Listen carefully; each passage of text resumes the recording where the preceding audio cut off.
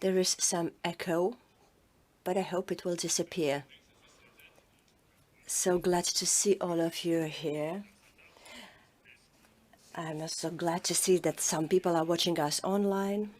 It's 10 o'clock here. We are at the Saeima, and our goal is today to discuss climate, culture, and quality of life, things that refer to all of us. So we are in the most important place in this country. We have a great panel. For this conversation, we have excellent participants. Let's start once again.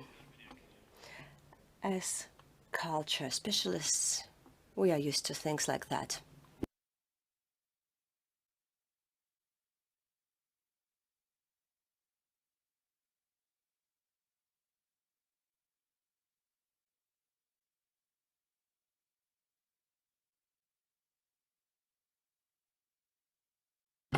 So it looks as though we have lost my copy and the echo. So glad to see all of you, ministers, policymakers, culture specialists. We have come together to discuss climate, culture, and quality of life. These subjects are relevant for all of us, especially quality of life, and they will be relevant for us forever. So we have the generations here who will be ready to speak about these subjects in the long term. So every crisis is harder than the previous one, as they are used to say.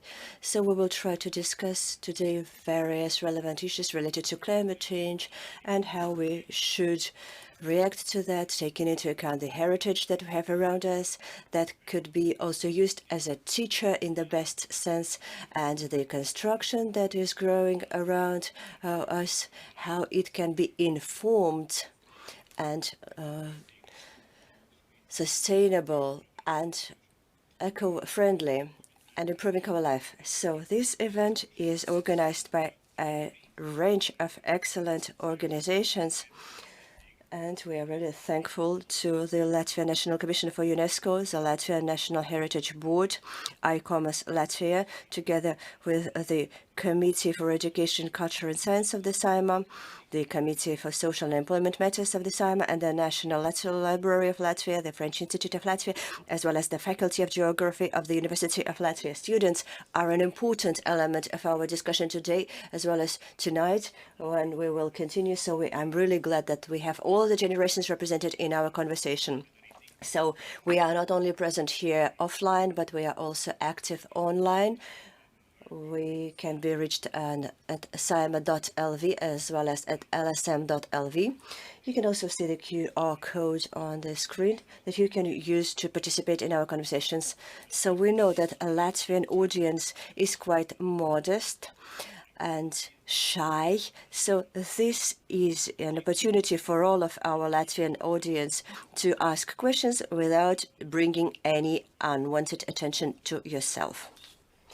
So we have the highly honorable panel, ministers and members of parliament, who will give us the direction for our conversation and inspire us to think, to converse, and to bring our forces together to come to a systemic way of policy making so that we can improve our cities, regions, and our everyday life. So, Edward Smiltens, Auris Pontulis, Raimond Studios, Minister for Climate and Energy, Agita Zariņa Stura, Chairperson of the Saeima Education, Culture and Science Committee, and Madam Inga Beziņa, Chairperson of the Saeima Social and Employment Matters Committee. So remember about our code that you can use to ask questions. Now the floor is given to the Speaker of the Saeima, Mr. Edward Smiltens. The floor is yours.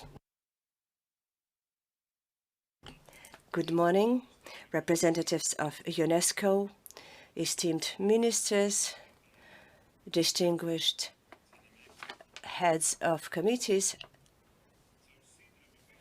esteemed members of parliament and experts of the culture. We know that our historic values are very important. It is important to protect, preserve what we have. This is an ideal way of action with regard to our nature and cultural heritage. So it is true that we are very sensitive as we react to every tree that is being axed out, about each historic building and so on. So we really do a lot to protect and preserve what we have and what we value. But at the same time, we have to do that at the time when change is taking place around us. Activities of people, climate change are improving, are affecting these activities. The European strategies and liabilities are also to be taken into account. So we need to combine the traditional things with the change that is brought by this time. For example, wind generators. Can they be inscribed into our landscape, so traditional for Latvia? Or can you imagine an old rural house with solar panels on the roof? So how can we keep this balance? How can we cherish and at the same time develop dynamically? These issues have to be solved together. There cannot be just one single ministry or agency responsible for that. So the values that we owe are a part of our joint shared heritage. In this regard, UNESCO has always helped us to keep these standards very high in protecting our standards while we think about the processes in the long term and we receive support and inspiration. So today's discussion is a good proof to that. We have professionals of this area with a lot of experience and people who are looking forward. This can really give a lot of impetus for the policy planning. I'm thankful to the organizers of today's discussion. I would like to wish all of you a very successful day today. Thank you.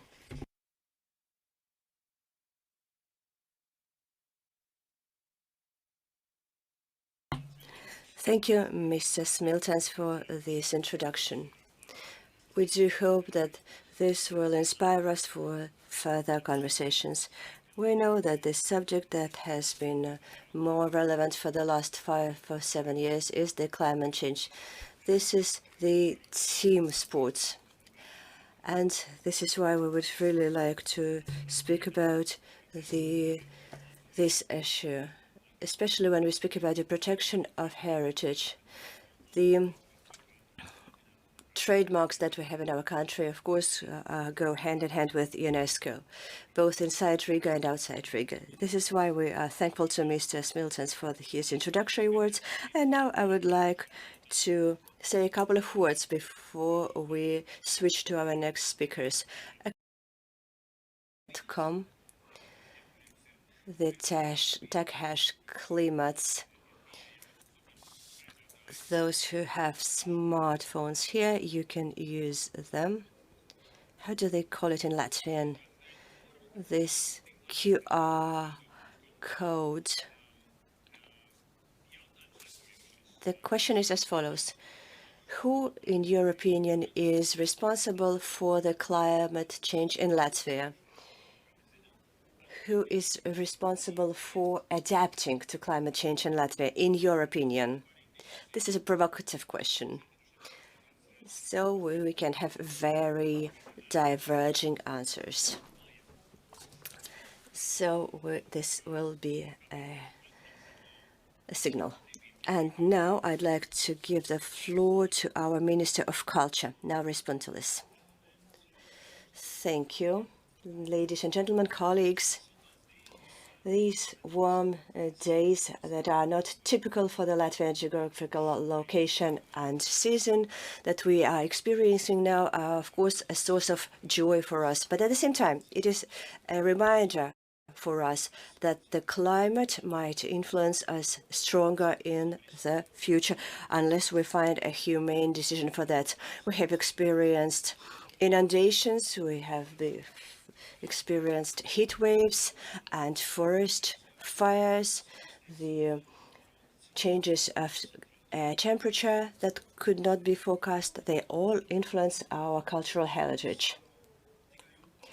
But culture and cultural heritage are not only victims, they are also resources, driving forces, and a source of knowledge.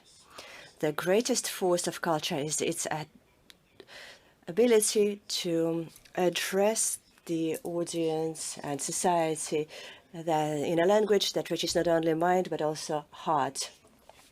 In Latvia, we are creating a secure environment where we can discuss challenges that are global. The cultural issues in the context of climate change have provoked some discussions in Latvia that brought us to results that we have had some positive results for a more climate-friendly way of life. We have been renovating the cultural monuments. We have increased the energy efficiency of cultural monuments. There are books for children and circus performances for children that inspire for new solutions. Educational programs in libraries, traditional virtues being popularized, Bauhaus principles being introduced in our everyday life, and so on and so forth. Culture is the only area that has been being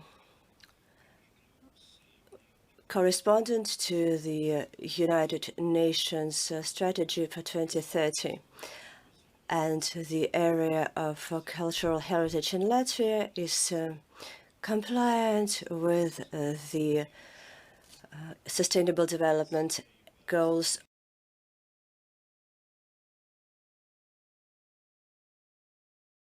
committed to introducing sustainable solutions also in the framework of our 150th anniversary of the Dance and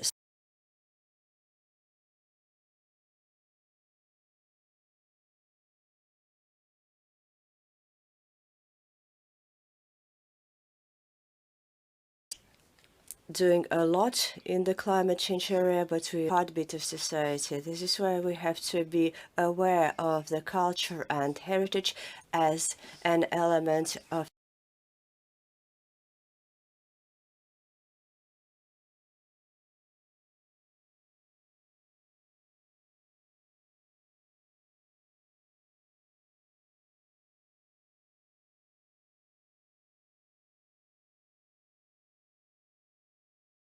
Thank you.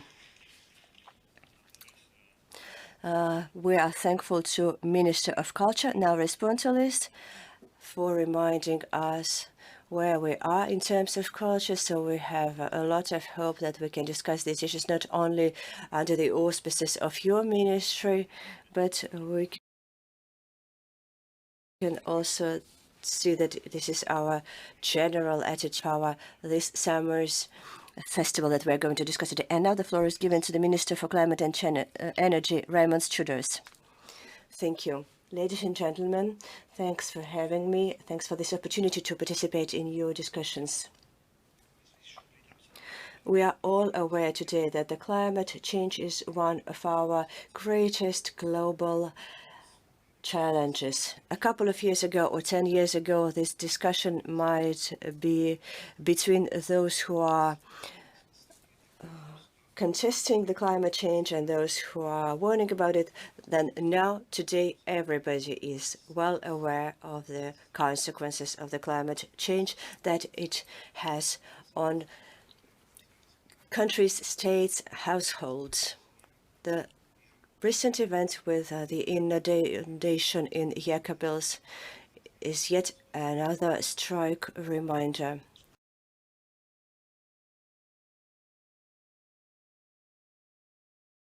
In a totally different season of the year, and this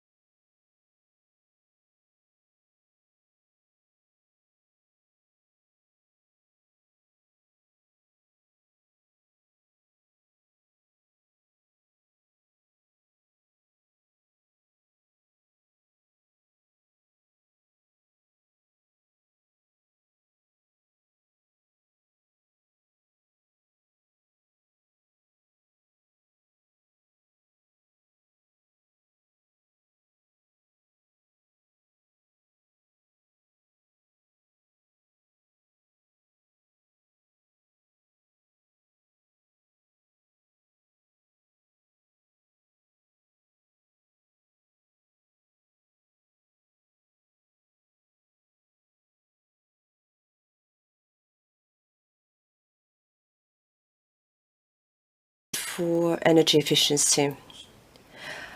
Our buildings, our housing energy efficiency is one of our main goals, and I think that very practical challenges are going to be in the area of our cultural heritage. Adapting it to our new standards will be difficult.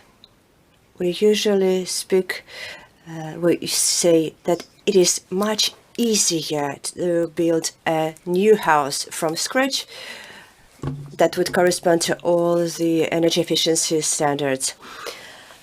But when we have cultural historical heritage, to protect it and to make it energy efficient is extremely difficult. And ways that we are going to use is our main focus for our scientists. People who have come here represent various areas, and I would really like to wish you successful cooperation in the future. Thank you.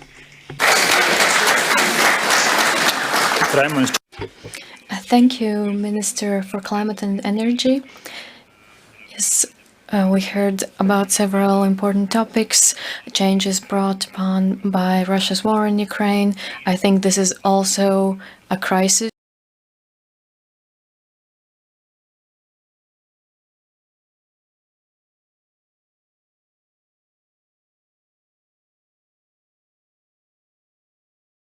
That we can use. Of course, crisis is not something positive, but we can use the situation to bring up new solutions. And due to the situation in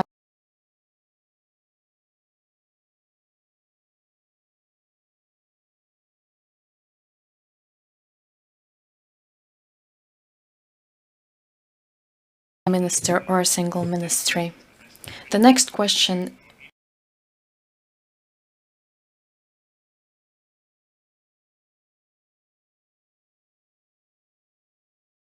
change, and so here are some possible options. First, educating about climate change, because culture is one of the ways how we learn information.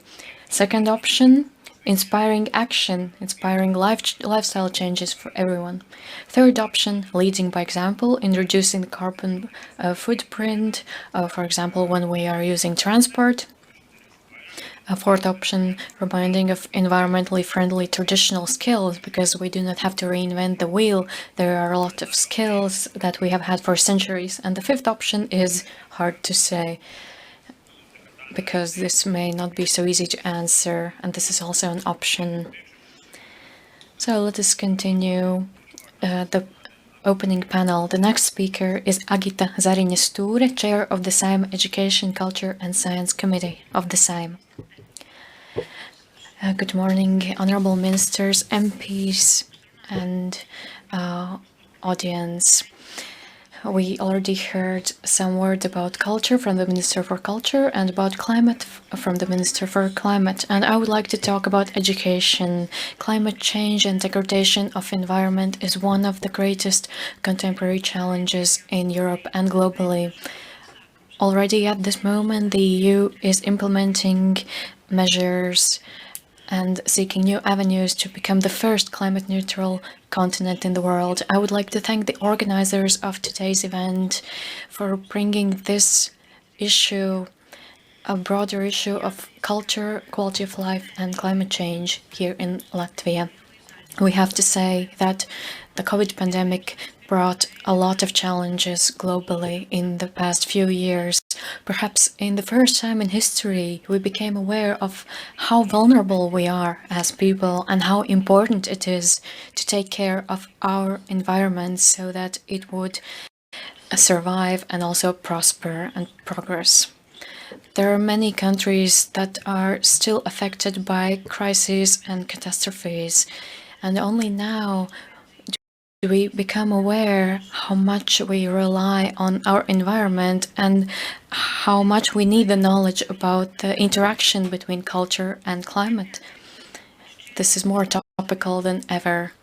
At the first glance, climate and culture seem two very different ideas because our understanding of them is different. And education is what can help bridge these two concepts. A society or an individual sometimes is unable to see the broader context. Undeniably, climate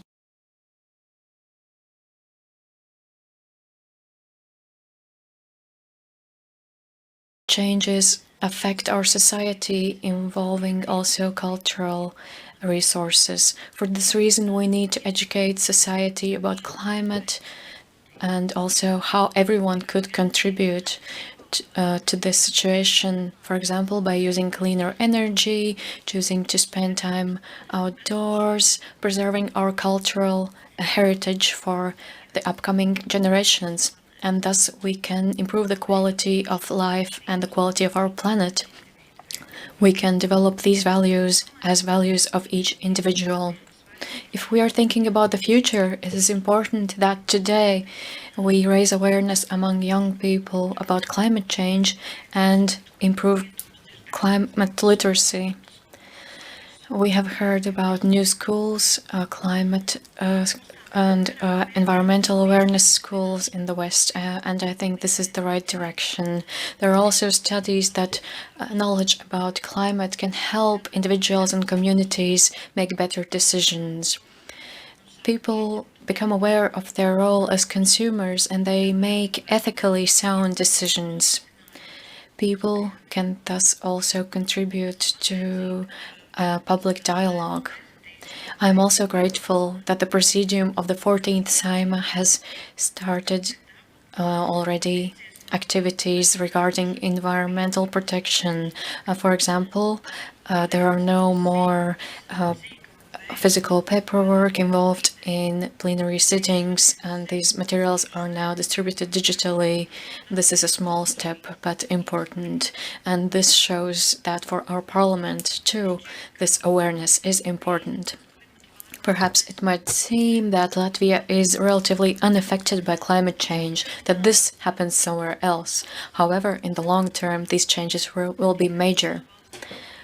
A more organized environment will help our country become greener, but also increase public engagement, responsibility, and culture among ourselves, regardless of our political affiliation.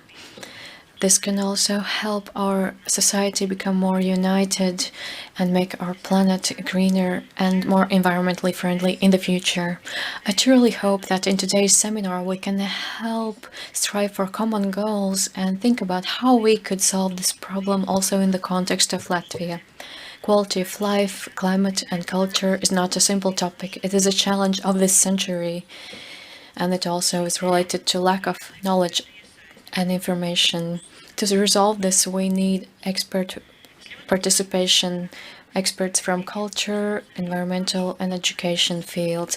Hopefully today we can find some solutions to help our society, and I would like to ask the participants of today's seminar to share their experience and openly engage in a discussion about the interaction of climate and culture in Latvia, Europe and globally.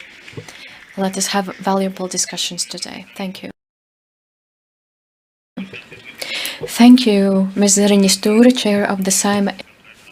And I think that in Latvia, we are all thinking about culture. It's a very topical issue, but as when it comes to climate in Latvia, we sometimes think that that does not affect us.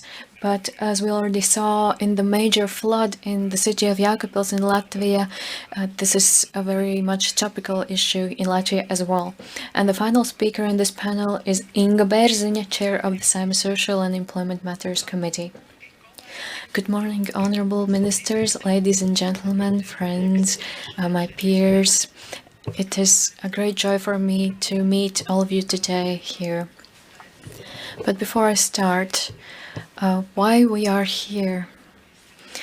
Ms. Moļņika from UNESCO International Committee of Latvia visited the Social and Employment Matters Committee of the Saima and invited us to participate in today's seminar. And we asked her, why should we participate? So Ms. Moļņika was very inspiring. She convinced us that we truly need to think about this topic. We need to discuss this topic. namely, how does climate policy and the Green Deal using culture could help improve the quality of life for all of us. We need to talk about this topic, and many people care about this topic. This is evidenced by the fact that so many of you have come here and that policymakers are also participating in today's seminar and have responded to this call. The second topic I would like to touch upon is the city of Kuldīga in Latvia. I come from Kuldīga, and in my town we also already do a lot of these things. Also here I would like to mention the Bauhaus initiative in Europe. And first step here is our greater engagement within UNESCO.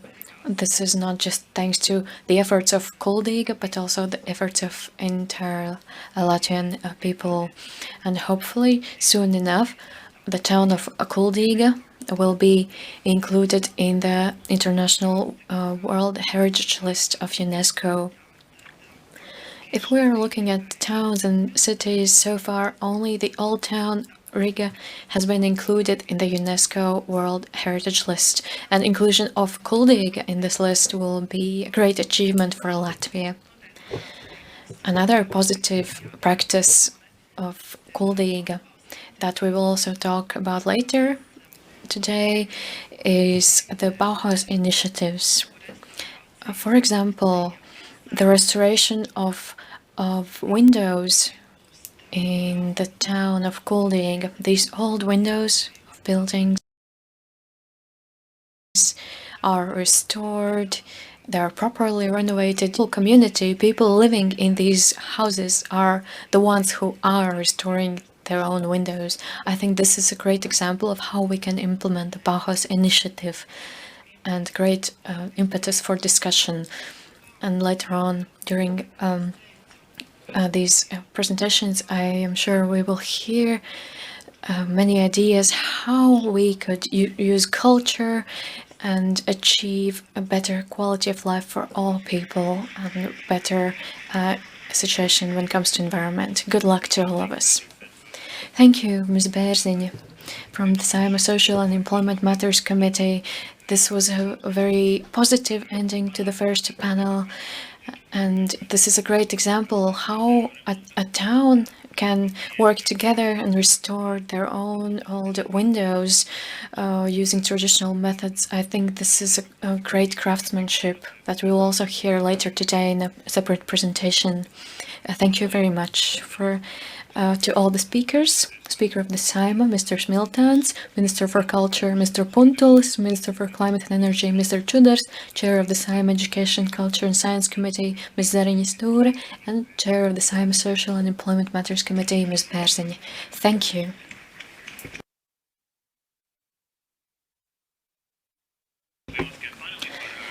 Thank you to the first panel for your words of inspiration about cultural issues, about a comprehensive and systematic approach when it comes to cultural management, and also an example of how a single town can raise awareness and about a country globally.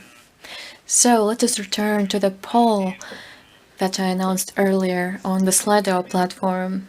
Now let us look at the responses to this second question. The question was, how could culture and cultural heritage be the most useful in adapting to climate change? And in what way could this happen? And the top answer from these options, of course, all of these are politically correct. So the top one answer is by reminding of environmentally friendly traditional skills. We have already heard that a cultural and historic heritage can be a great teacher for us in intangible ways and also very physical ways.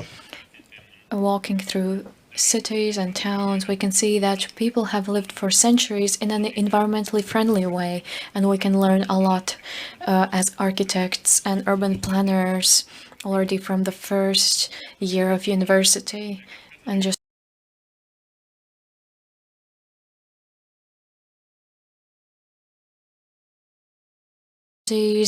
the situation will be very different if we take into account the importance of these cultural heritage practices. So I will remind you that my name is Viesturs Celmiņš.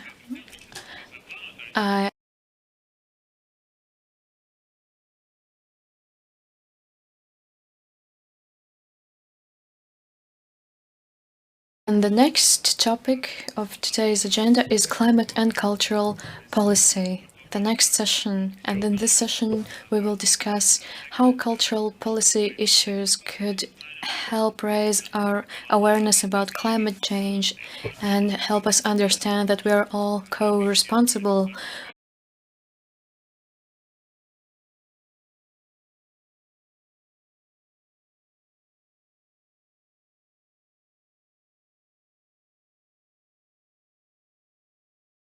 environment. So this will be the next topic. Speaker is Ernesto Otone, Assistant Director General for Culture of UNESCO, and he was the Minister of Culture from 2015 to 2018, and he will talk about culture and climate change, and he will join us remotely. A great pleasure to join you for the seminar on climate, culture and quality of life. Climate change represents one of the greatest threats facing culture today. In recent years, we have seen its growing impact on cultural and natural heritage sites, including the World Heritage Sites, living heritage practices, and livelihoods in the cultural and creative industries. UNESCO recently launched a new study on World Heritage glaciers, which encompass 10% of the world glaciers. The study finds that some of the 60% of these glaciers could disappear by 2100 under current emission scenarios. UNESCO research has also shown that about 60% of natural World Heritage sites are threatened by climate change and associated severe weather. Yet, less discussed is the fact that culture is also a powerful and still untapped resource for climate change mitigation and adaptation. UNESCO designates sites, including World Heritage properties, biosphere reserve, and global geoparks, protects approximately 10 million square kilometers of cultural and natural heritage around the world. Living heritage practices can contribute greatly to environmental sustainability and serve as a source of resilience for communities in the face of climate-related disasters. Artists and cultural professionals play an essential role in encouraging climate action. UNESCO has been at the forefront of efforts to study and manage the impact of climate change on heritage. UNESCO has engaged in updating a policy document on climate action for World Heritage in order to make available the latest knowledge in this field and to guide the decision and action of the World Heritage community. UNESCO also works to build the capacities of countries and communities to prepare for and recover for climate change-related impacts and disasters. We recently published a global research and action agenda on culture, heritage and climate change that result of collaboration between UNESCO and ICOMOS, co-sponsored by the Intergovernmental Panel on Climate Change, the IPCC. This global research and action agenda is fully aligned with the outcomes of the UNESCO World Conference on Cultural Policy and Sustainable Development, Mondiacult 2022, held in September in Mexico. This historic conference resulted in the adoption of a declaration by 150 states that stressed the importance of integrating culture into international discussion on climate change. I wish to thank the Latvian National Commission for UNESCO for its efforts to further highlight the role of culture for climate action. Culture, and we all agree on this, is key to meeting the major challenges of our time, and climate change should not be an exception. Thank you.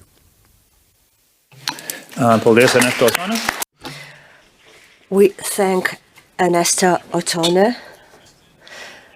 The Mexican conference is approaching, and Latvia pays a lot of attention to this area. The climate and heritage can come in synergy. How are we planning to adapt our economy to climate change? So I'm really glad that we are thinking globally and that we are really going hand in hand with the entire globe. As our next speaker for the climate and cultural policy section is Udis Zanders, the advisor to the Secretariat of the Council of the Baltic Sea States.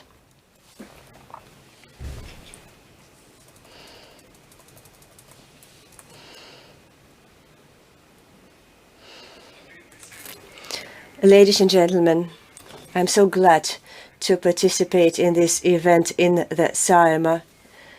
I'm glad for this seminar to take place. The buildings of the Saeima always spread some special aura on the things that we discuss, make them particularly prominent. I think that it is important also in this context to underline these historic aspects of these issues that we are discussing. The action of the Saeima, as the head of the committee said, to continue using resources responsibly is what I always feel when I go to the seminars. I don't take any pens and papers, and I don't take anything with me because it's always so plenty of things like that. But I failed to find any here, so I will have to be more attentive to listen to everything or to use the recording to remember the most important findings that we will achieve today. Very briefly, maybe, about what I represent. The Council of the Baltic Sea States. It's the organization that brings together 10 countries around the Baltic Sea, as well as Norway and Iceland.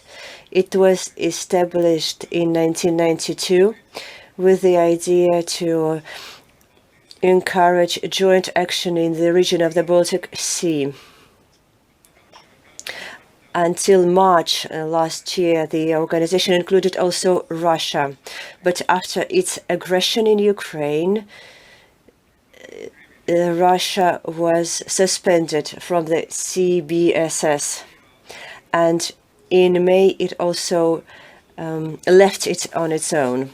So as a result, right now, not all the countries around the Baltic Sea are represented, but I think that this action was right and correct.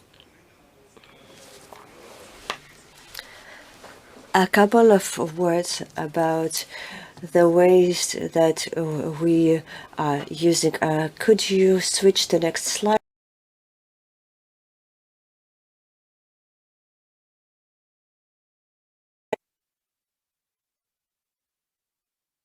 Thank you.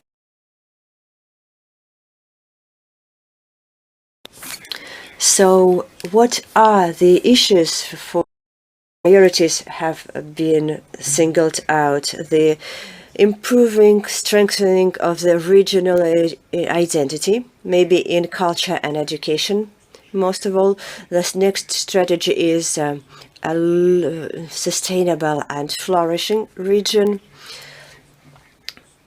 This is more related to the Agenda 2030 and its localization in the region of the Baltic Sea, as well as the sustainable maritime economy and science and cooperation in science. And the third main strategy is secure region, is security cooperation between the countries in the area of civil defense, as well as the protection of child rights, including cooperation in the human trafficking prevention.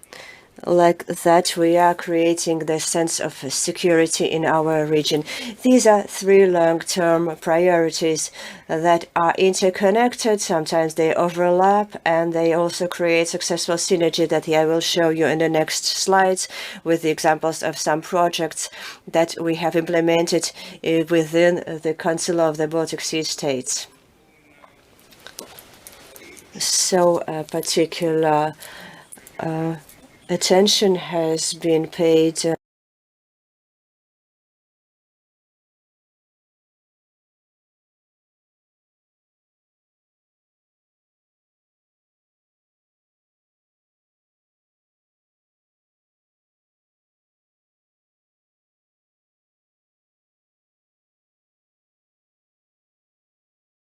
climate change and localization of these support and the guidelines that we provide for the best possible implementation of these activities to avoid reinventing the already existing things.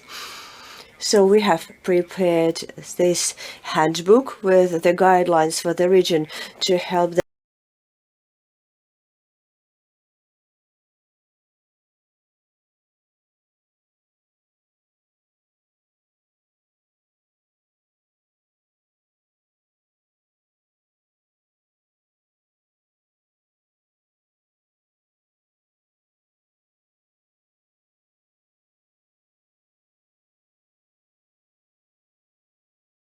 Sustainable Development Goals. It has singled out specific elements that can be used by the regions for their planning. This handbook was created based on the principle so that no one has the sense that we have not had any development and it is also far in the future. So unfortunately, our action will not be able to catch up with our other countries that have already achievements.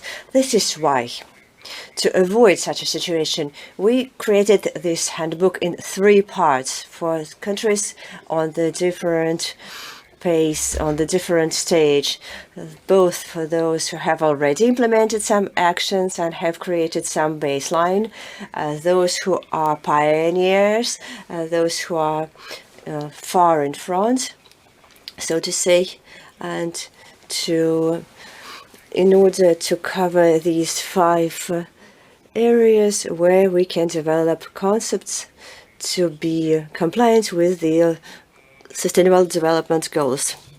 At the same time, we have also created other handbooks in cooperation with the projects related to the climate change adaptation, how one had to react to natural catastrophes. This Cascade project has resulted in a series of handbooks for the municipal services of emergency reaction and fire services. As I have already mentioned, we are facing such situations more and more often. Our idea is to make sure that such educational programs are undertaken not only during the project, but also far beyond the period of activity of this Cascade project. As a result, this knowledge can be disseminated much broader. In the context of adaptation to the climate change, we have a very fresh project. It is called Climalog Handbook, where we have 10-step guidelines for municipalities so that they can develop their own action plan for adaptation to climate change. And these 10 steps can ensure that they will be ready for the risks related to the climate change. And in cooperation with the results of the Cascade project, where they can plan their activities to reduce the risks to the minimum possible in their territories. I am also very glad to point out that within this project we have had successful cooperation with the Latvian Union of Municipalities, and in particular the Liepāja municipality that was very active in this project and planned further activities. The culture is also very closely related to the climate change. As partners, we have participated in a project called Culture for Climate. It created a cooperation platform for the creative industries to find their place where they can send their message, become heard, for the others to learn, to bring further this cultural challenge related to the climate change through a certain platform that has already experience for sending this message further. And I think that the cultural component here is extremely important because it is a tool that sends this message further and makes it much more understandable for society. And thus it encourages the use of these tools in everyday life. One of our next projects that we are going to launch this year is this cultural pearls, where 12 partners have been involved in these projects to create creative solutions for various and many numerous challenges, including in the area of climate change. And this is an excellent example of cooperation between all countries of the Baltic Sea region, where culture can be used as a tool for minimizing the consequences of the climate change. That might be it for the introduction. Further, during the day, we can discuss any of these tools in much more detail, and I'm also very glad to invite you to visit our homepage that contains a lot of information, and also the handbook that I have mentioned in my presentation. On the 14th of March will be presented online. There will be a webinar where we'll explain these 10 steps in much more detail, where the municipalities will be able to use them to improve their activities, to minimize the consequences of the climate change. The presentation is approaching. There will be a link on our website, so welcome to our website. Thank you. Question that intrigued me a little bit, I have also asked it already in the very morning. Talking about this Baltic Sea region, everyone has its own geography, cultural heritage that we operate, and each of us is unique. And I have two questions here. What do you think? Which is the role that Latvia could have if we talk about the policy planning and institutions? What would be Latvia's role in the Baltic Sea regions from the point of view of the climate challenges? And number two, you mentioned the pioneers and leaders. So in the Latvian context, who might be this beginner and who might be among those leaders, in your opinion? I think that answering to the first question, what Latvia could do, and any other countries around, not only in the Baltic Sea region, is to transform this planning, policy planning and strategic documents, be it the Paris Agreement or our own climate change adaptation plan that the minister mentioned, in real life. Quite often, I think that the declared goals remain unattained. And the scientists are warning us more and more often that these challenges and our actions are not close enough. So our action is not enough for these challenges. Another thing that I would like to mention is the comprehensive approach. Someone mentioned the wind farms, but I think that we have to think in a much broader way, all the consequences that it will have for our geography and earth science. And I know that our scientists have a lot of potential, a lot of knowledge for these processes and their influence on our land, so that while we are trying to attain one goal, to not to jeopardize our other goals. So that was very proactive. And the second question, who is leader, who is beginner? I wouldn't mention a leader. I have mentioned somebody, and I will not reiterate myself. Of course, the Nordic countries have done a lot in this area for mitigating the climate change consequences, especially on the level of municipalities. So these cooperation formats that exist in the Nordic countries are a very good tool from which we can learn, not only in the climate change, but also in other long-term sustainable solutions, for example, sustainable procurement practice, and so on. That could be one of good examples where we could learn from their experience. We thank Mr. Zanders, advisor to the Secretariat of the Council of the Baltic Sea States. I became very involved in a subject in my social bubble, that we talk about climate change a lot, but we do a little. So for those who have forgot, talk a lot, do a little. How do we call them? We call it greenwashing.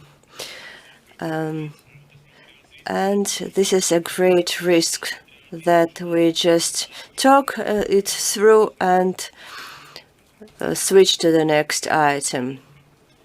This is a risk, in my opinion, that we all have to be aware of to bring closer policy planning and real-life practice.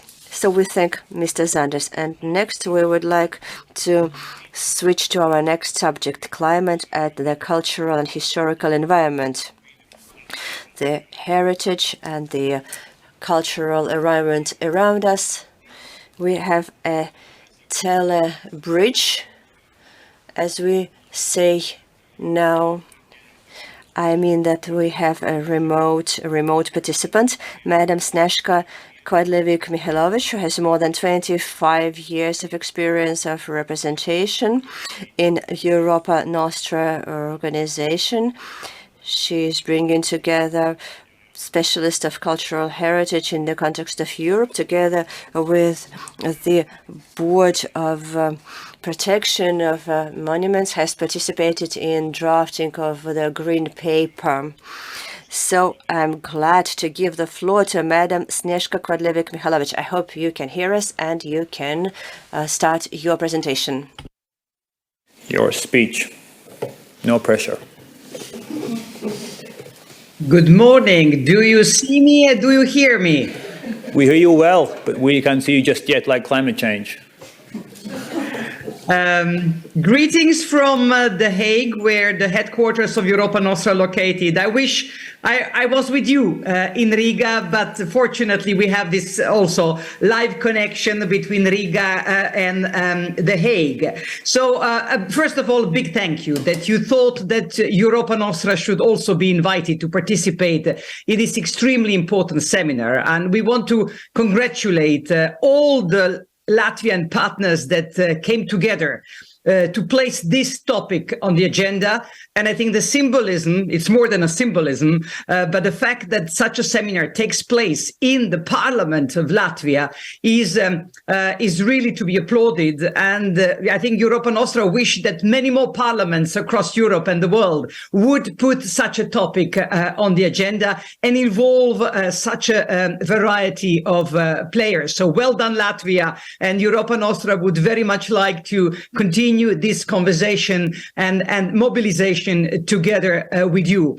We are just one sentence. We are the European voice of civil society committed to cultural heritage. This year, we celebrate our 60th anniversary. So we have a very large network of organizations, individuals across the big Europe, La Grande Europe. It's not just the European Union, but we have a very, very strong partnership with the European Union, and we are very proud of that. And we run the European Heritage Awards, Europa Nostra Awards. We have a 7 Most Endangered program. So in many ways, we are active, and in particularly, we are very much involved in policy making. And this is precisely what we are talking today about. It is the European policy making on climate action, and then what is the role of cultural heritage. The previous speakers have said it all. Sort of, they have set the context, the wider context, why it is important for all of us to mobilize for climate action. And I was interested when you had there was one question I think you asked, who is responsible in Latvia for this topic? And what I could understand on the screen, I saw at the beginning some people said the parliament, this minister, the other minister, but in fact we are all responsible. I hope that some people responded that. It's not just the institutions, the governments, it's every citizens, every association, every organization. And that's why also Europa Nostra have placed as number one now the priority in our strategic plan, our work with regard to the connection between cultural heritage and climate action. And we became very active in a global network called Climate Heritage Network. And also in various occasions, we have raised our voice to raise the awareness that how important art, culture, cultural heritage is in the context of our mobilization for climate action. So, also the initiative to produce our European Cultural Heritage Green Paper, I have it here with me, and I hope that you will spread the link because it is quite a thick paper. It has an executive summary. So I hope that many of you will get inspiration from that document. I just want now in a few lines to give you a gist of why we thought that we need a green paper also for the European cultural heritage. You all know that the European Green Deal, when it was adopted in 2019, the word culture and cultural heritage was not there. Only 4 years ago, nobody thought that cultural heritage has something to do with our mobilization for the green transformation of our society and our economy. And that's why we felt that there is a gap. There is a serious, some missing link in a sense. And that's why together with our colleagues from ICOMOS and also the Climate Heritage Network that I already mentioned, and with precious support of the European Investment Bank Institute and the input of the European Heritage Alliance that we have also set up and brought the entire European heritage sort of stakeholders together, we decided to produce a paper where we will demonstrate chapter by chapter of the Green Paper that cultural heritage is not only threatened by climate change, but it's also part of the solution. And I think this, your seminar is exactly going in that direction.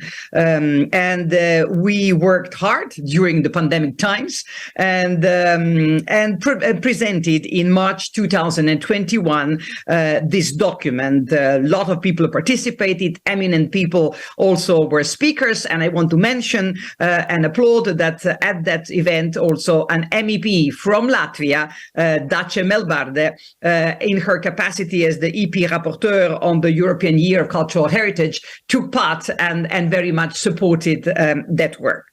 Now, what is the main objective? As I said, we wanted to demonstrate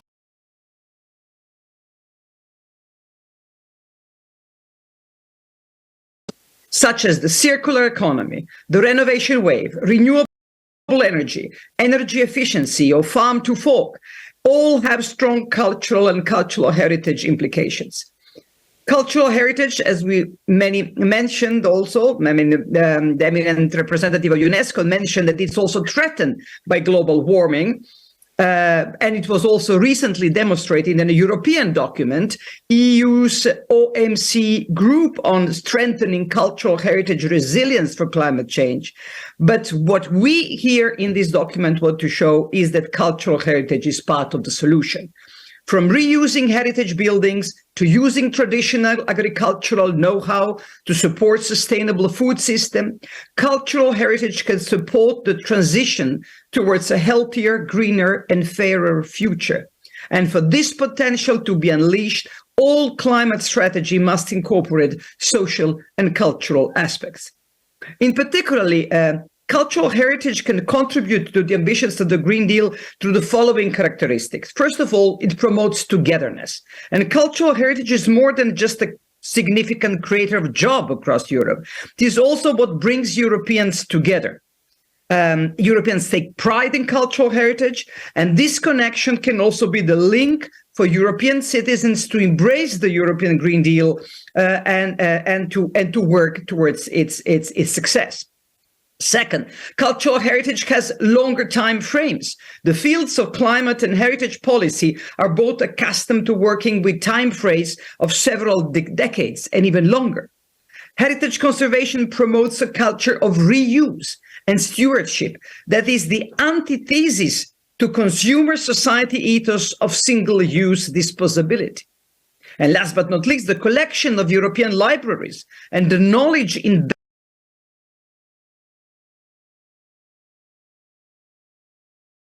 in European heritage evidence past adaptation. As I said, Green Paper correlates the contribution of cultural heritage to all key areas of the European Green Deal. And then it adds some case studies and real case examples. And in fact, very importantly, proposed a series of very concrete recommendations, both for policymakers and for cultural heritage stakeholders. There are, of course, also potential conflicts, either real or perceived, between heritage safeguarding and climate action. These include, for example, the placement of solar panels on historic buildings, or the siting of industrial wind farms in cultural landscapes, or the renovation of historic buildings for energy efficiency and their potential negative impact on due conservation of their heritage values. But our Green Paper demonstrates that if there is a will from all partners, we can find win-win solutions. And you might have all read the news about the solar panels, solar tiles that have been put in Pompeii, in fact, very successfully as a project to show that you can incorporate batteries for solar panels into some fabrics and then, you know, have a less negative impact on historical buildings. So with the important research and new technologies that are developed, we can find altogether win-win solution. So now, because of the time constraint, I cannot mention you all these chapters. And I have just picked up three important messages, three important chapters to give you an indication, you know, why is heritage important for the success of the Green Deal. Now, first,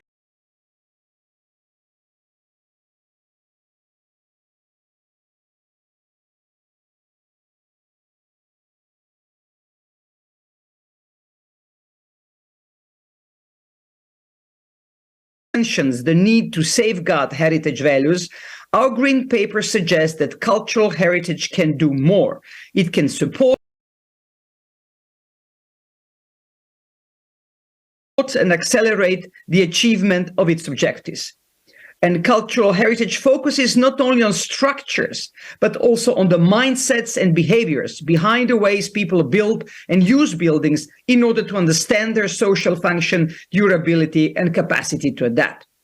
It also embodies time-tested technologies, the product of place-adapted innovation that still offer contemporary climate solutions. To succeed, the renovation wave, therefore, must embrace these cultural dimensions of the built environment. Some people already mentioned the new European Bauhaus initiative, and this is exactly what we believe, that also cultural heritage should be part of that initiative and can help drive sustainable design across Europe. And also it will be important to engage with the campaign for high-quality Baukultur for Europe. In January, there was a conference in Davos, creating the Davos Alliance for high-quality Baukultur. Latvia was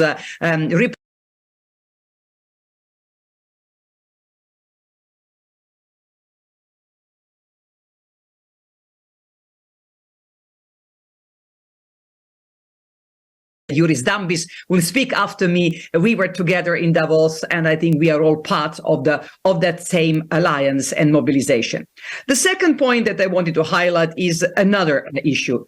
From farm to fork, fair, healthy, and environmental friendly food system. The European Green Deal's farm to fork strategy aims to make European food the global standard for sustainability.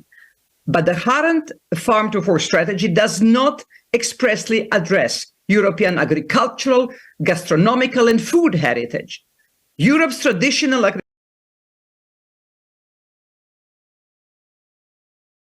animal welfare. Traditional seeds and breeds are also part of Europe's cultural capital and enhance agricultural biodiversity. So we need to incorporate these cultural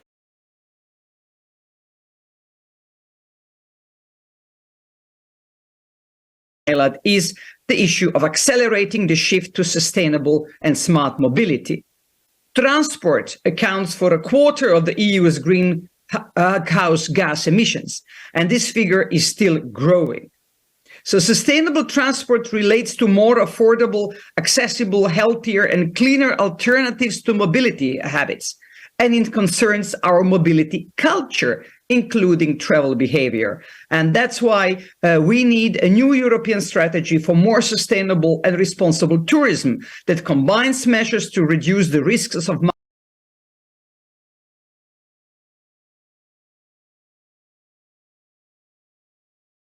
this goal, while emphasizing sustainable tourism approaches that allow cultural destinations to generate positive economic and social benefits for local communities.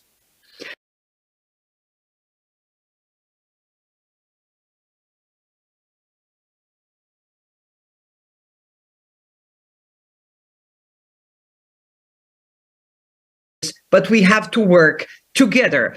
Parliaments, governments, civil society organizations, local authorities understood and also introduced in various policy. So now is the time for ACT for all of us. The time is running. We all know we are running out of time.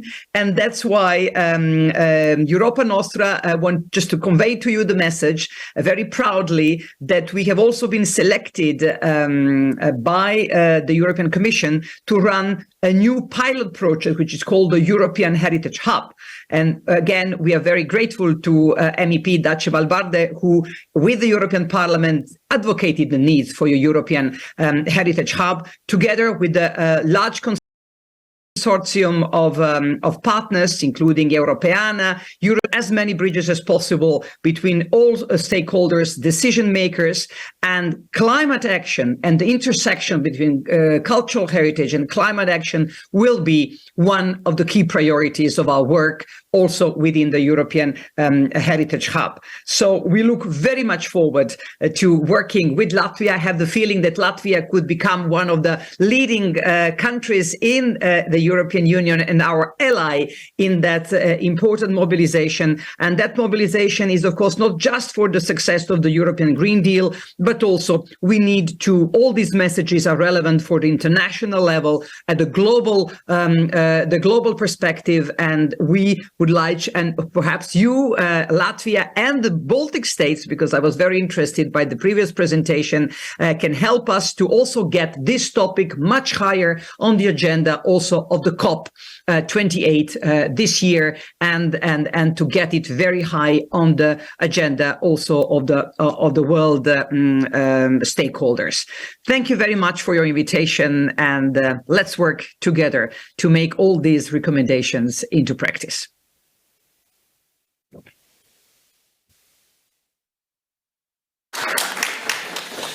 Thank you, Mrs. Skabika-Michalovic. Snezhka, are you still with us, or are you? Yes. Great, fantastic. I have one question because we have a minute or two, so I would like to probe you. Since we have such a fantastic expert with us, I would like to probe you for a second.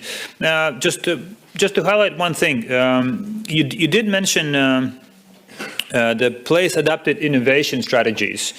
I was wondering if you would have to choose, perhaps of the ones you mentioned, so both agriculture and the smart mobility aspect, as well as instructions regarding the building, which ones you would say are the most adept and most productive to communicate acceptance of the Green Deal in the region? Would you think were the most fruitful ones? Difficult question. It is indeed, but we have some time. Do I really need to choose? No, you don't. Do I really need to choose, or can I say that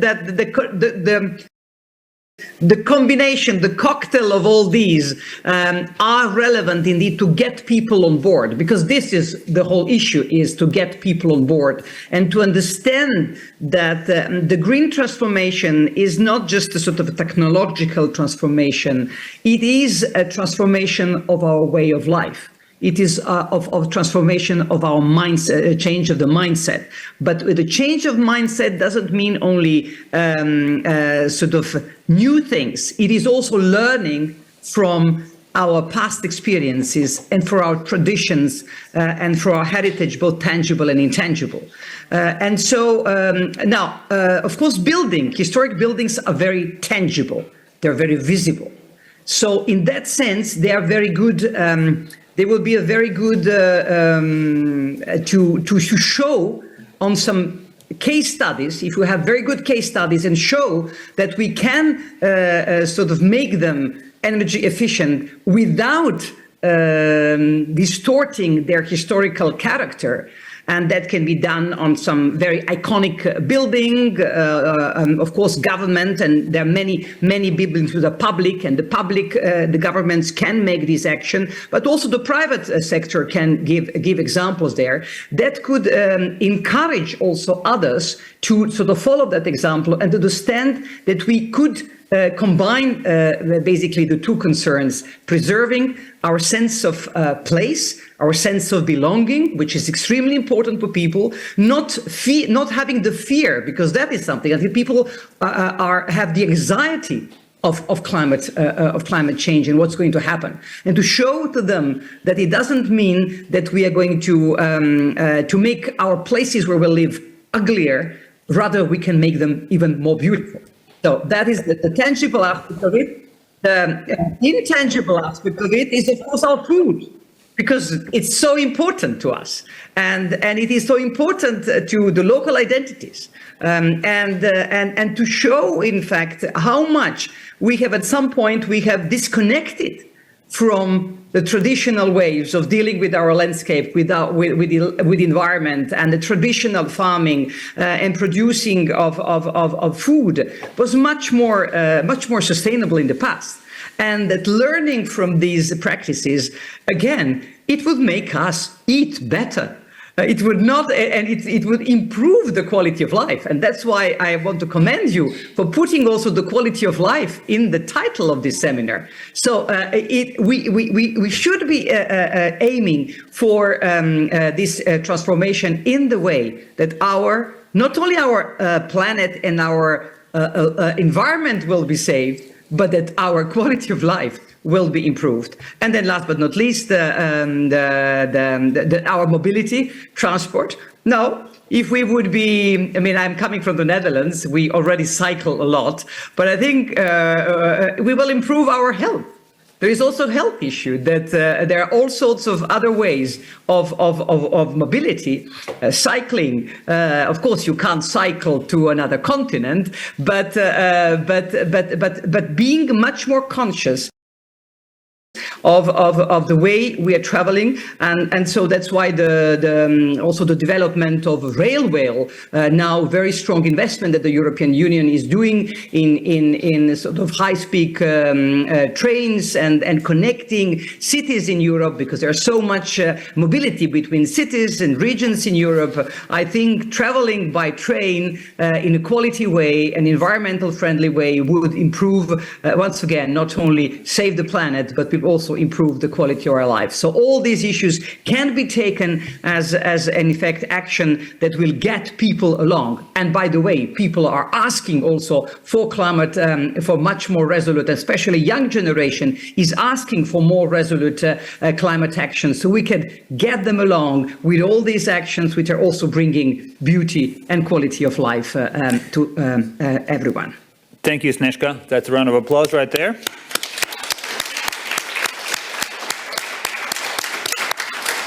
So thank you, Snezhka Kovač-Michaelović, Secretary General of European Nostra. Thank you so much. This was fantastic. Thank you. Thank you. Thank you for the invitation. Thank you. Kolēģi, drošības pēc. Dear colleagues, just in case, I'd like to remind you that you can ask questions using our Slido tool. We have an important news from organizers.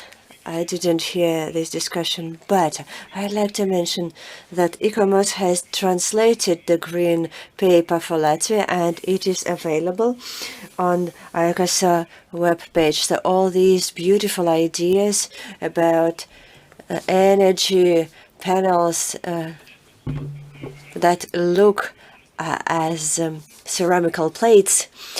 So this is something essential that I would also like to tell my students in lectures, that majority of us experience history through buildings. When we travel through a city, wherever, anywhere, in the UK, in Scotland, in Latvia, it's building. And so, as Snezhka has mentioned, buildings are these tangible elements. So the energy efficiency is for us an opportunity, rather than doing it brutally as we are used to doing that, but in a very friendly way. So that was a very interesting, very, very interesting subject that we are going to touch upon again, about adapting innovation to a specific environment that would be protective.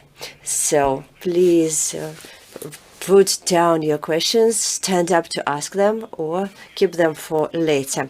Next, our next speaker, the architect at Nomad Bureau, Maija Katrina Dambe.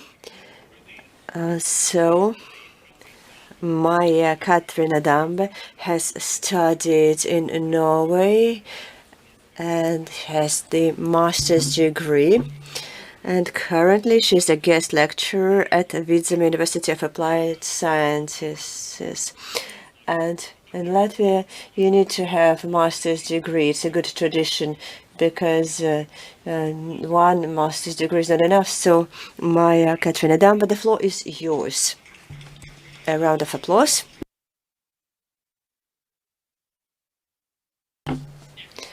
Ladies and gentlemen, the eco-construction, sustainability and other issues are very relevant for me. But first of all, I hope you can see my presentation. Just a second. So these words are going to repeat in my presentation. I'd like to tell you what I mean by them, so that we are on the same wave, on the same page. So the sustainability for me might be the intersection of the environment, economy and society.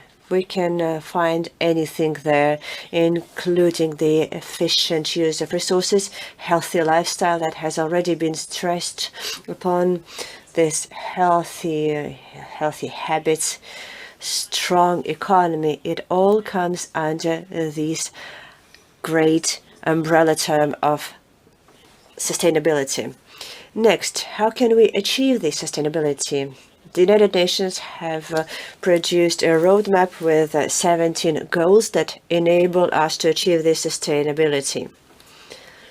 And among those, 7 goals can be achieved using the circular economy. For example, if we use statistics, we can base on the Roma Club that Sweden, if it switched to circular economy, it could reduce 70% of CO2 by 2030.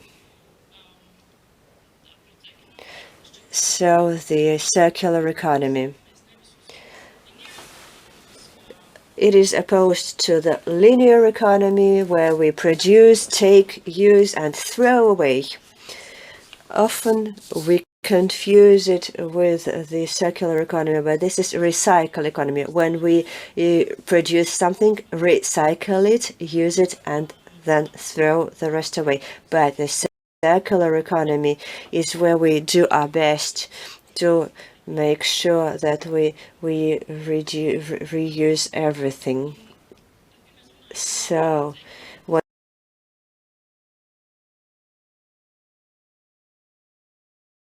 when we talk about the circular economy, it seems something very new and trendy, so to say. But this is not really true. The linear economy is the new thing, while the circular economy is the way we used to live earlier. If we take the UK, the Brighton University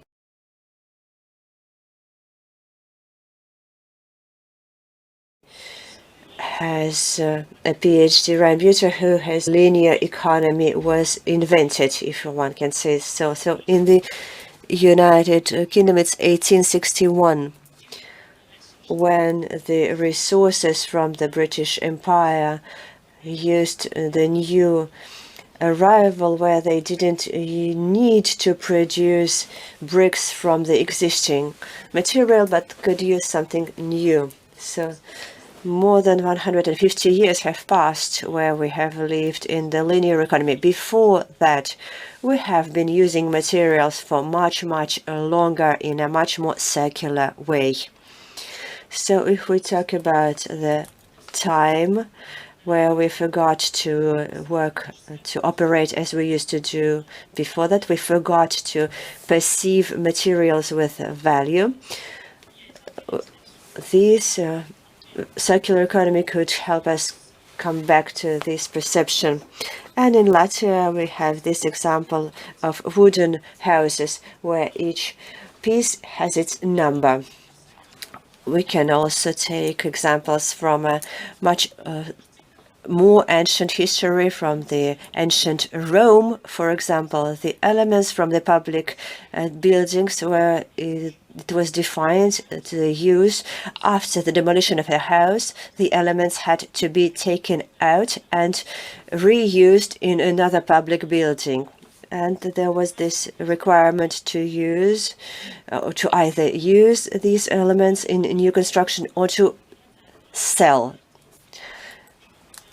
So it was relevant because to produce them, much more work had to be invested than nowadays in our production. But we have also much fresher examples. There are some discussions whether it is a good or bad example with a demolition of a historic building in 1920s in Brussels. What I wanted to highlight here in this picture, that the demolition of this building, you can see that all the material types were separated, and the fence even has an announcement saying that you can buy some of these demolition results. So these things that we are now introducing used to be very familiar for us. So how do we do it now? This is the most frequent approach. We demolish buildings in such a way that everything is exterminated and damaged without an opportunity to use it again. In the best case, a part of materials can be forwarded for recycling, but as a lower grade of material. So an opportunity to reuse some of these wooden materials, for example, would be almost zero. This is the moment where we can come back to the cultural heritage.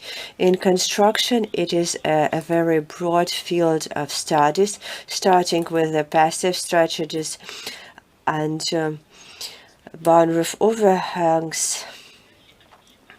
But there is also a simple use of materials with the open connections.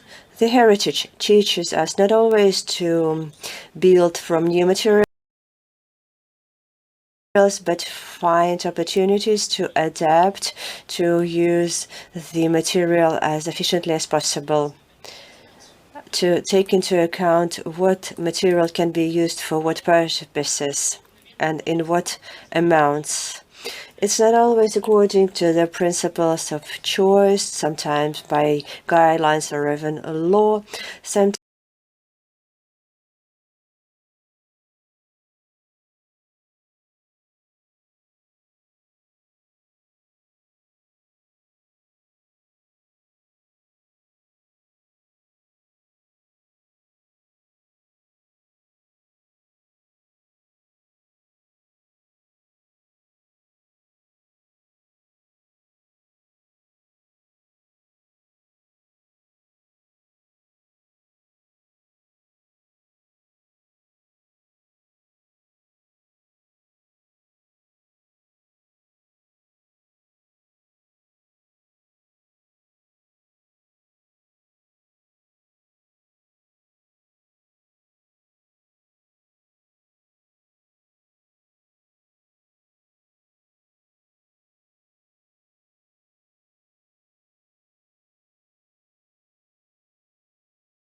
in the local resources and knowledge,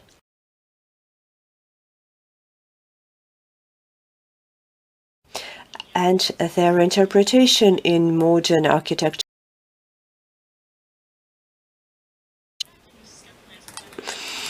And if we construction, there can also be other benefits. Again, the UK example, we can see data from buildings from 1970s, 2020s, and the planned future scenario for the use of materials and energy consumption from the point of view of emissions. So in 1970s, those were buildings with a small amount of material, but needed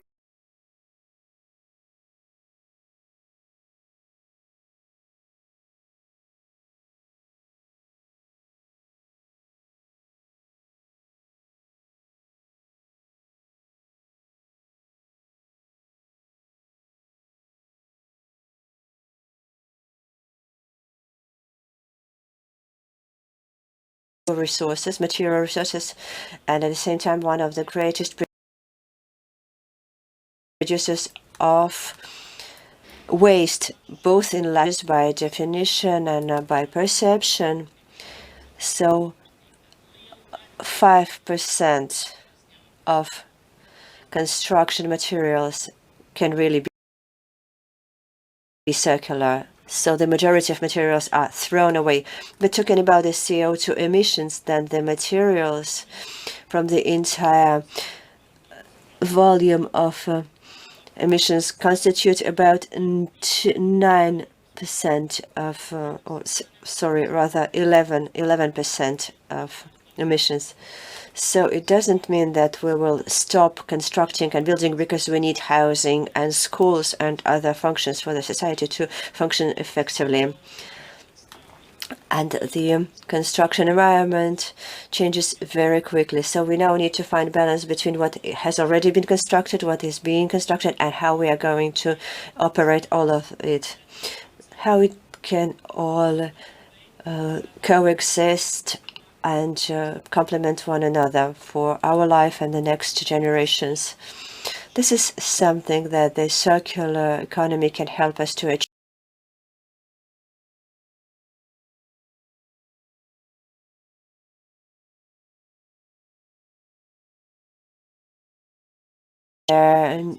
Inhabitants' needs change, then we can destruct it and replaced by its better version, but it can be fixed, improved, and adapted. And the new construction would happen so that it could be removed by parts or that its parts could be replaced by recycling elements from other buildings. It could look like this, where there could be a lot of different cycles where each buildings could interact with one another. And now, enough of theory, let's have examples from practice. A historic station in Belgium that was adapted to nowadays needs. The adaptation that was used, and I would like to stress it, is circular. New constructions are made from wood and they are fixed so that not to damage the historic elements of the building. And it all gives a hint for us to how we can dismantle this building if need be. Another example from the Netherlands, quite well known from the circular construction example, Brummen Town Hall, where they needed to enlarge their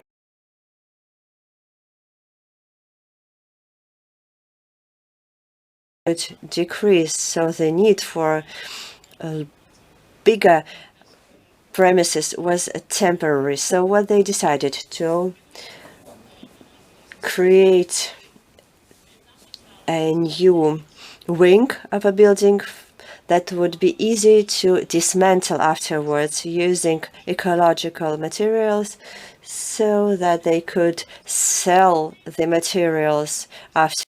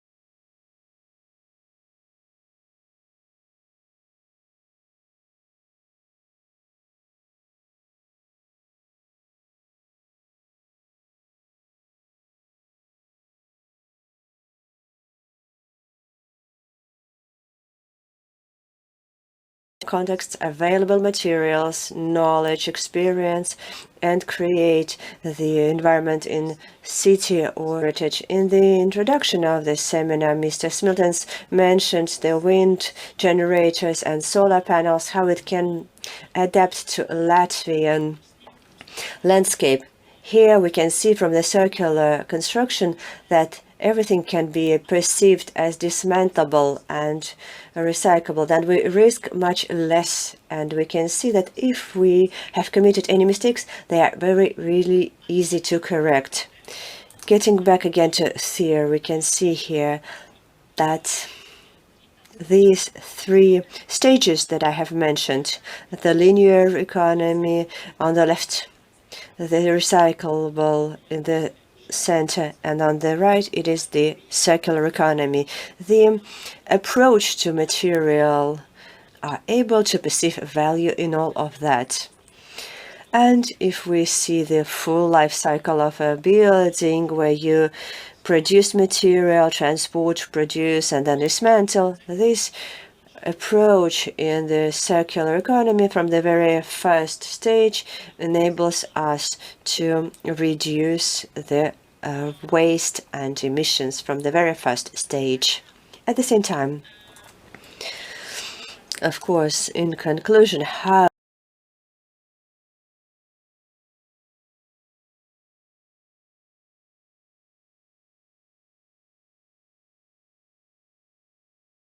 closer to that rather than only speak. One of the first they made from what circular materials are already available for us, so we can perceive existing buildings as the storage of potential construction material. Then we can understand what of these materials can be repeatedly used in Latvia. Can we recycle them? Can we reuse them? Or is it impossible to do that? If we cannot do that, then maybe we can reduce this use of the materials that are not reusable. On the same time, the high quality materials can be used again.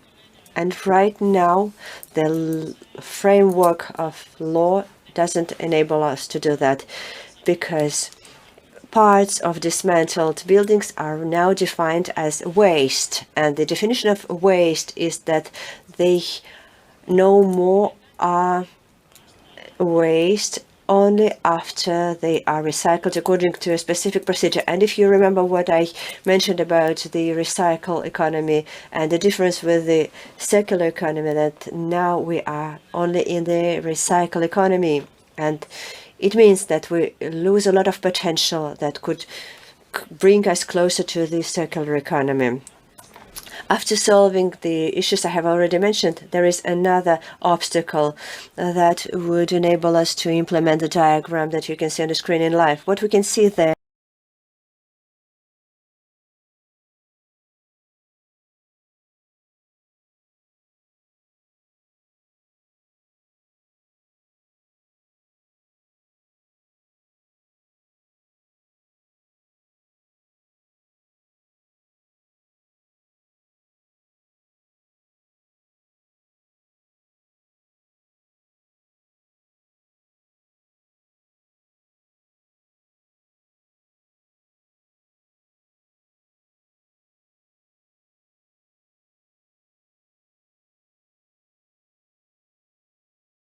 each type of material and their connection up to the smallest screw, how we can combine them in a building in a way that we can afterward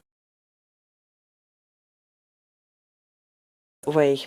And in conclusion, the circular economy teaches us a slow thinking approach to buildings, both to historic buildings. Some of them don't have historic value, but some elements might have it.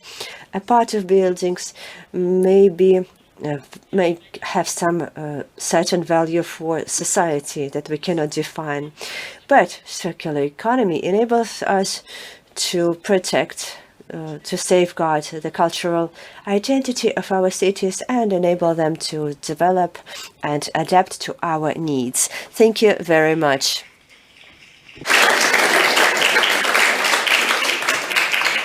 Paldies, Marija. Mēs aicināsim. Thank you very much, Ms. Dombe.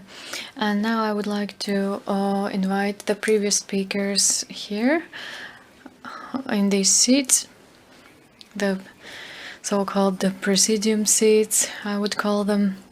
This is a rare opportunity indeed. And we have received some questions on the Slido platform.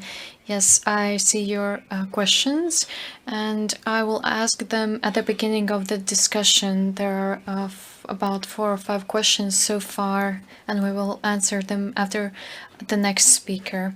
And the next speaker is Head of Construction Authority of the Kuldīga Municipality, Ms. Jana Jakobsone.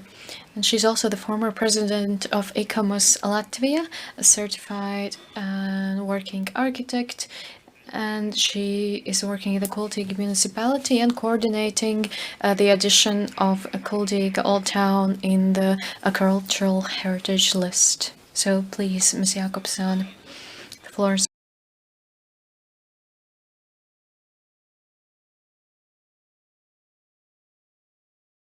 towards the same goal. We're working with cultural heritage and we're working towards a better environment for ourselves and our children. It is a great joy for me to speak to you today. We already heard several very comprehensive presentations about heritage and climate topics that are very interconnected topics indeed. And my presentation will be about a very specific topic, a single location in the broader context of everything we already heard, namely about engagement of local communities in light of climate change. I will tell you about the town of Kuldīga in Latvia and how we think about all these topics in Kuldīga. The management of a historic living environment nowadays is not just the improvement, renovation of buildings. Undeniably, this process is related with the local communities, the people who are using this environment. If we learn about spatial planning of historic town, and if we learn these lessons and continue them, and also about these building traditions and quality, we can think about climate-friendly management of a historic environment. Another aspect in our daily work is the maintenance and fostering of cultural environment.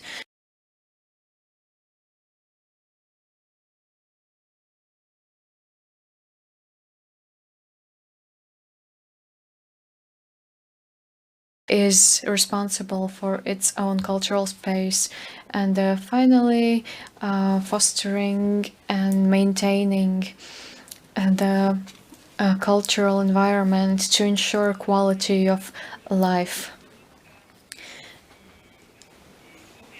And in addition, the community is responsible for its own quality of life, and the cultural environment in Kuldīga is responsible for its quality of life.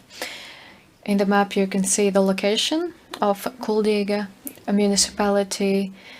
The Kuldīga municipality considers natural and cultural heritage as a potential for sustainable development of the municipality. There is natural heritage, for example, Natura 2000, protected natural areas. There are also historic urban environments and monuments associated with architecture, art, history, and also nature, forests, rivers, lakes, rural areas, as well as intangible cultural heritage. Hopefully soon 2 of these areas will be included in the UNESCO Cultural Heritage List.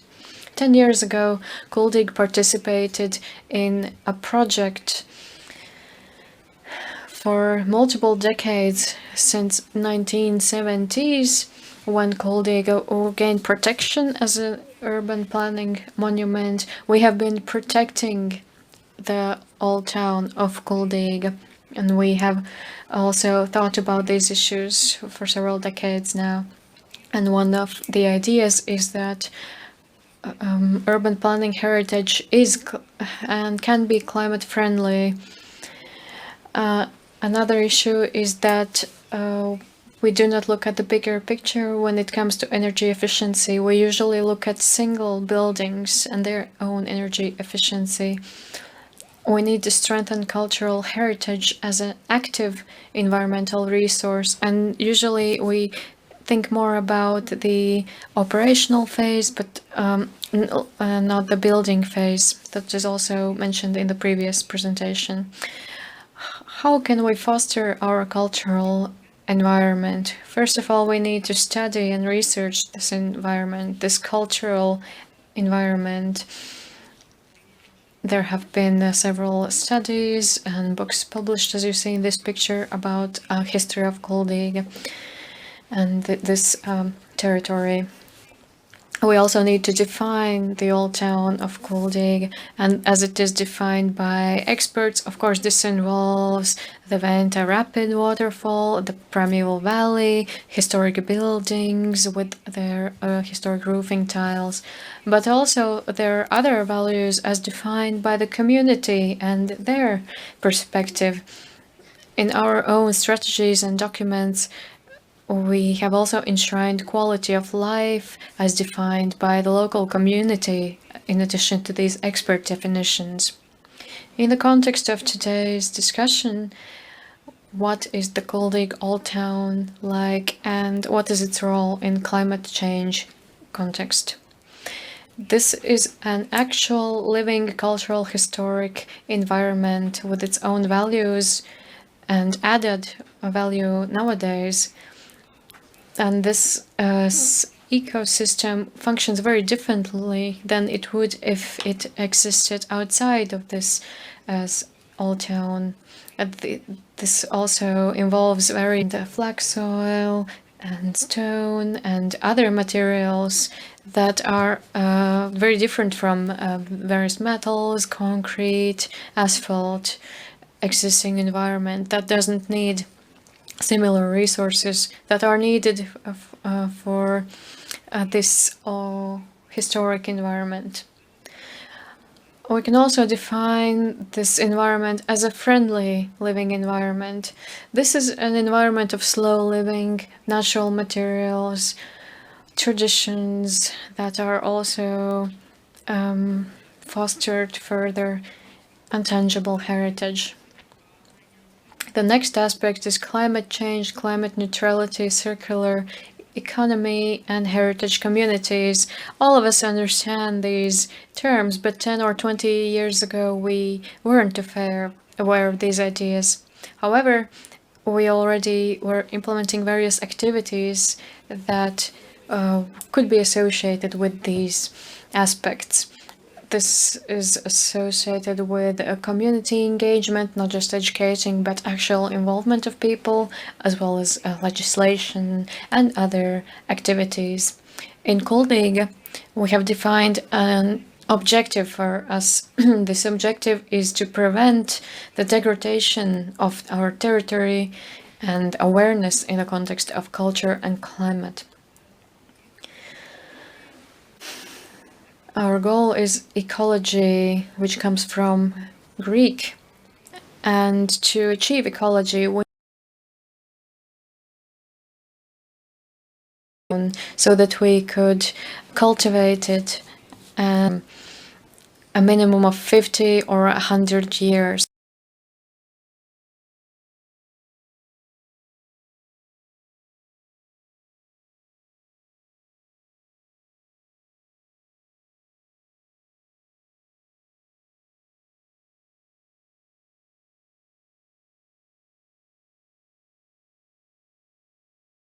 Quality of life.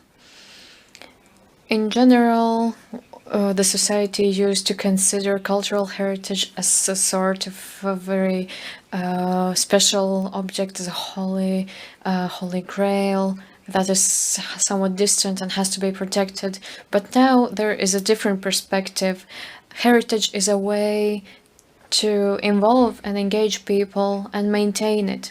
Previously, we left restoration to restorers. Nowadays, there's a different approach. We can maintain this heritage under the guidance of experts.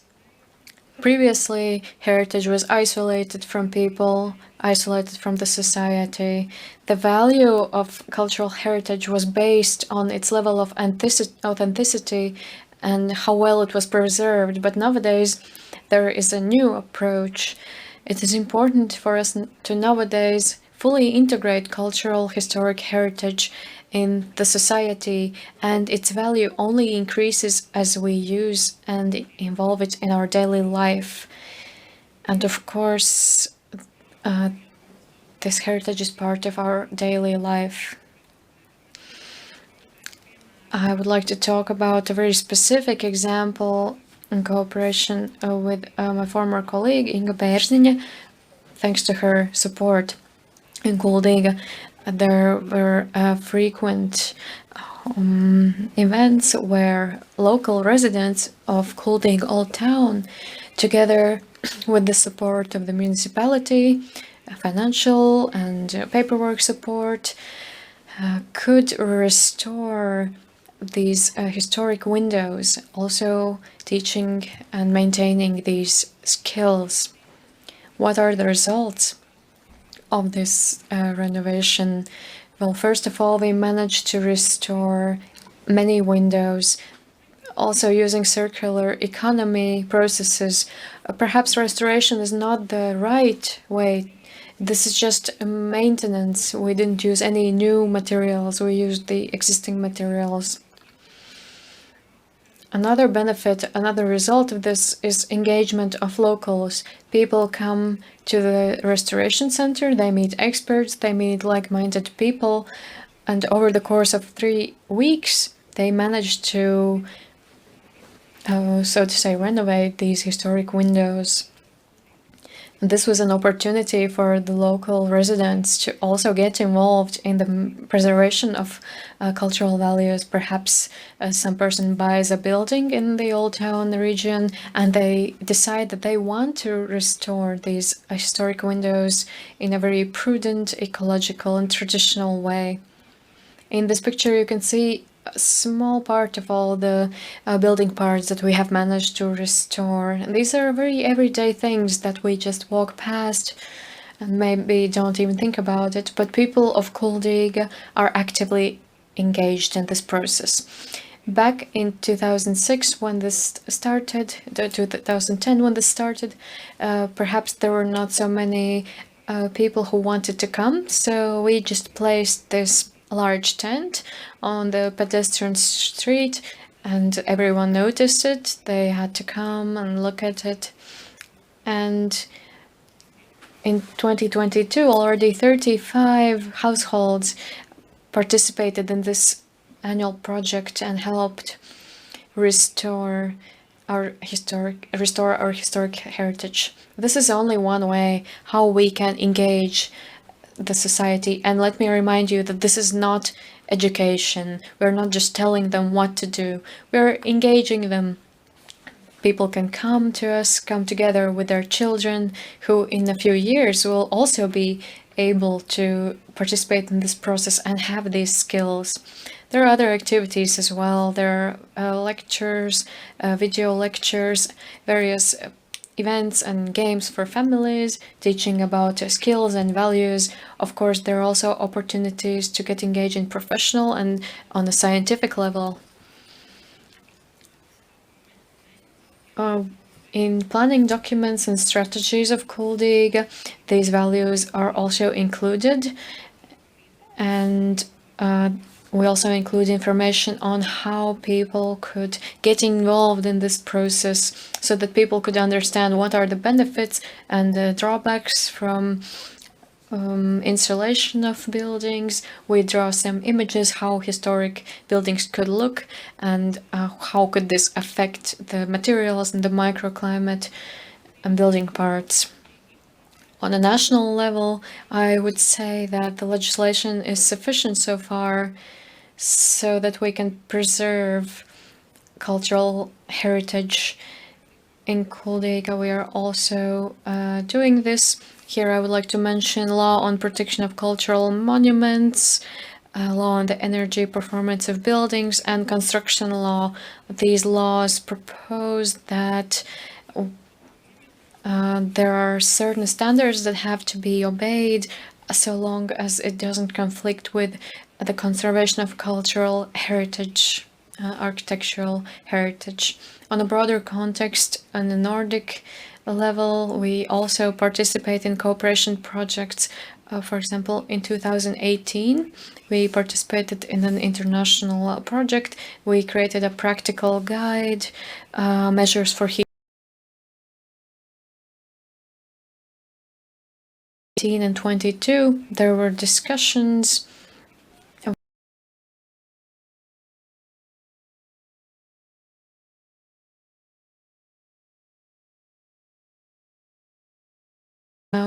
ask them to propose some improvements to improve energy efficiency, and afterwards we hold discussions, and sometimes we see that yes, their solutions are good, but sometimes the local community would not really accept these solutions. We also need to maintain and upkeep the historic buildings, and there's a lot of maintenance just to keep these old buildings alive and functioning. The municipality is also trying to lead by example when it comes to improvement and maintenance and adaptation of historic buildings in the context of climate change. For example, when we are building a swimming pool, we do not build it somewhere far away in some meadow. Well, that could perhaps be more convenient and cheaper in the construction sense, but instead we have tried to integrate it in the historic area of the town and integrate it with existing buildings and make the historic center more lively. Another example is the renovation of the older townhouse, the town hall. To the best of our ability, together with construction engineer Mr. Villans, we discussed how we could best renovate this building while preserving its microclimate without adding some new systems such as recuperation or ventilation. The goal was to examine how we could live in a historic building using its existing resources and the existing microclimate. Naturally, the Kuldyga municipality is aware that it is a national and international value, this old town center, and this is our responsibility to maintain and restore it, and also to take into account climate neutrality objectives. One of the last examples I would like to mention concerns planning and society. And here in the picture you can see solar panels that look like roofing tiles. There have also been talks with the local community about these roofing tiles. Many people say that the red roofing tiles of Kuldyga are our value, whereas others want to have a more modern solution